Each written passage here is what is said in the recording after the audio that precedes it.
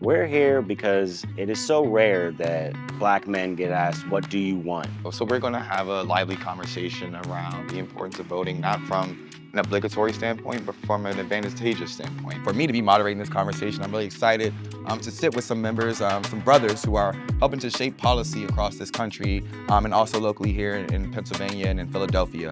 So we're here to not only dispel the narrative that Black men are not engaging, but really have a conversation around what our needs and wants are. It's hard for Black men to say that we want an opportunity to be successful without having an opportunity to have access to quality education. I hear so often about when Black men are talked about and discussed is criminal justice reform only, as if all of us are being locked up and all of us are on parole. And while a great deal of us are fighting back against police brutality and white supremacy as a whole, that doesn't mean that that's an issue or the prevailing issue for every single one of us. Where people put out a narrative and we're reacting to it as if it's a true narrative.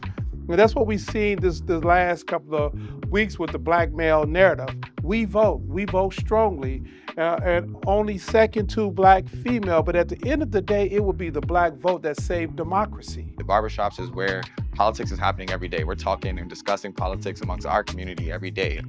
If we're not talking about it from a political lens, we're talking about it from a real life lens and life experience lens of what we're dealing with. So it's only appropriate that we bring this conversation here today. In the barbershop, we talk all the time. Guys come and they talk, and we talk about different things, whatever.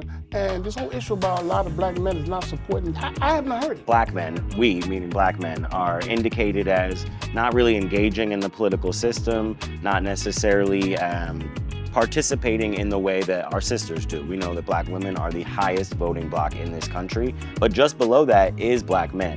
Black men are speaking up and speaking out about the issues that are affecting them, and they're coming out to vote on behalf of those issues. And this conversation gave me a real good insight into what those issue areas would be. This is the most important election in the history of our lives, because not only are those major policy issues at play right now, we are literally talking about an existential threat to our humanity. In a democracy, our vote is our currency. And how we deposit our currency collectively determines the quality of life we have for our communities. It determines the future for our young people. It determines the equity in which those tax dollars are spent to ensure that we are getting the right return on investment for taxes that we are paying.